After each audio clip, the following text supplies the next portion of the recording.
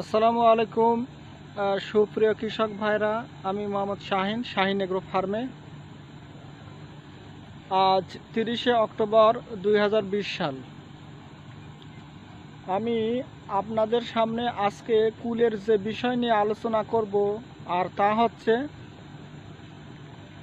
ছোট ছোট কুলের গুটি, বিশেষ করে বল সুন্দরী আপেল কুলের গুটি, যে গুটিগুলো অলরেডি বুড়ির মতন বা ছোলার মতন হয়েছিল। আপনারা দেখুন যে এই ছোট ছোট গুটিগুলো অতিমাত্রায় হলুদ হচ্ছে এবং এগুলো বোটা শক্ত, ছেঁড়া যাচ্ছে না, কিন্তু প্রচুর পরিমাণে হলুদ হয়েছে। তো এই হলুদ হওয়ার কারণ কি? বিশেষ করে বল সুন্দরী আপেল কুল, তারপরে কাশ্মীরি আপেল কুল, এই আপেল কুলে অতিমাত্রায় এই ছোট ছোট গুটিগুলো অতিমাত্রায় হলুদ হওয়ার কারণ, এ বিষয়ে আমি আলোচনা করব। হলুদ হওয়ার কারণ কি কারণে এই হলুদ হয়, এ বিষয়ে এখন আমি আলোচনা করব। আপেল কুলের গুটি, বিশেষ করে সেই সব আপেল কুলগুলো হাইব্রিড বা ক্রস করা, তো এই ধরনের আপেল কুলে এই গুটি হলুদ হওয়ার প্রধান কারণ হচ্ছে যে দুটি উপায়ে এই আপেল কুল হলুদ হয়ে থাকে, ছোট গুটি হলুদ হয়ে থাকে।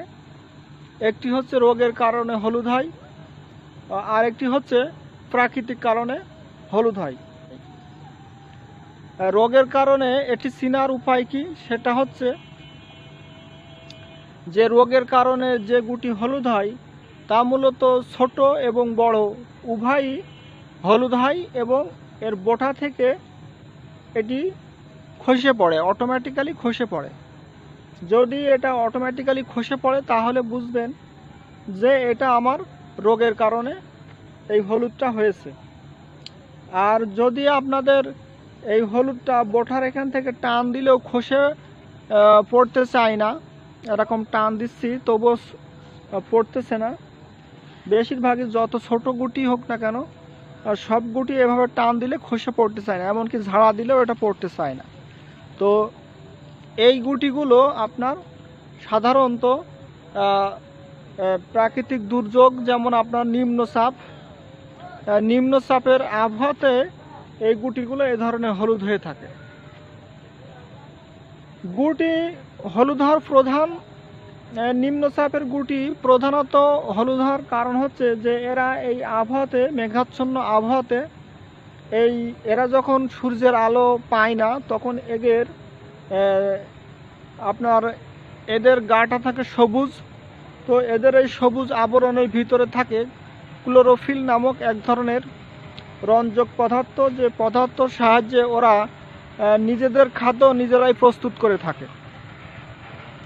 তো যখন এই কুলগুলো এই নিম্নচাপের কারণে সূর্যের আলো পায় না, তো এ সময়ের এদের খাদ্য প্রস্তুত এরা করতে পারে না, যেহেতু সূর্যের আলোর পতন হয় না, সম্পূর্ণভাবে মেঘাচ্ছন্ন থাকে আবহাওয়া। তো এ কারণে এরা সূর্যের আলো যেহেতু গ্রহণ করতে পারে না, সেহেতু এরা হলুদ হয়ে যায়। এরা প্রোটিন সংশ্লেষণ না করতে পারার কারণে এরা হলুদ হয়ে যায়। তো মূলত এই হলুদটা ধরা পড়ে তখনই যখন নিম্নচাপ কেটে যাওয়ার 2-3 দিন পরে বা 3-4 দিন পরে হলুদের পরিমাণটা বৃদ্ধি পায় এবং অতিমাত্রায় হলুদটা ফলো করা যায় এবং দেখা যায়। তো আপেল কুল চাষি ভাইরা, আপনাদের চিন্তিত হবার কারণ নেই, এটা সম্পূর্ণ প্রাকৃতিকগত ব্যাপার, এটার কোনো ট্রিটমেন্ট নেই। যেহেতু এটা সম্পূর্ণ আবহাওয়াগত একটি বিষয়, সেহেতু অনেক আপেল কুল চাষি ভাইরা আছেন যে এটার হয়তো মনে মনে করতে পারেন যে আমাদের ওষুধের হেরফের কিনা বা ওষুধের অভাবে এমনটা হতে পারে। তো আসলে সেটা নয়, এটা ওষুধের কারণে হয়ে থাকে না, এটা ওষুধের কারণে হয় না, এটা প্রাকৃতিকের কারণে হয়। তো এর কোনো প্রতিরোধের বিষয় নেই। আর যে হলুদটা মূলত রোগের কারণে হয় সেটার আপনার সেটার ট্রিটমেন্ট আছে। সেটা যেহেতু বোঠার এখান থেকে ঝরে পড়ে এবং সেটা নিম্নচাপের আবহাওয়াতে হয় না, এটা এমনি হলুদের পরিমাণটা বৃদ্ধি পায় এবং অতিমাত্রায় হলুদটা ফলো করা যায়। এবং যেটা আপনার রোগে হলুদ হয় সেটা চেনার উপায় হচ্ছে যে আপনার বোটার গোড়াতে বা গাছে এভাবে ঝাড়া দিলে ফলটা অটোমেটিক্যালি ঝরে যায় এবং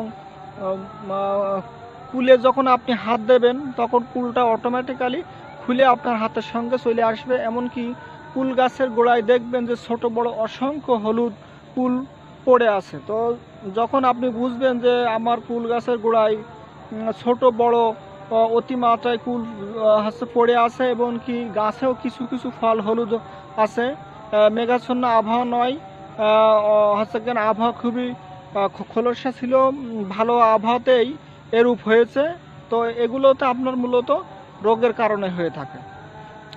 তো এই হলুদটা আবার দুই প্রকারের হয়, একটা হচ্ছে প্রোটিন এর অভাবে হয়, আর একটা হচ্ছে মাছি পোকার আক্রমণে, যেটা উইভিল পোকা বলে, যেটা হুল ফুটিয়ে দেয় ফলের গায়ে হুল ফুটিয়ে দেওয়ার কারণে যে লার্ভা সৃষ্টি হয় ওর ভিতরে, সেই লার্ভা পরবর্তীতে ওর বীজ পর্যন্ত পৌঁছে যায় এবং ওর ভিতরে যখন বৃদ্ধি পায় তখন ফলটা হলুদ হয়ে যায়।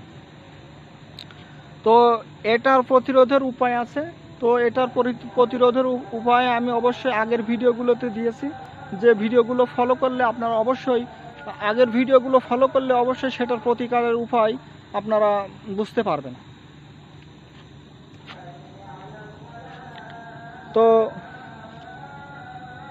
তো আশা করি আপেল কুল চাষি ভাইয়েরা আপনারা হলুদ হওয়ার মূল কারণ বা কী কারণে হলুদ হয় সে বিষয়টা আপনারা পরিষ্কারভাবে বুঝতে পেরেছেন।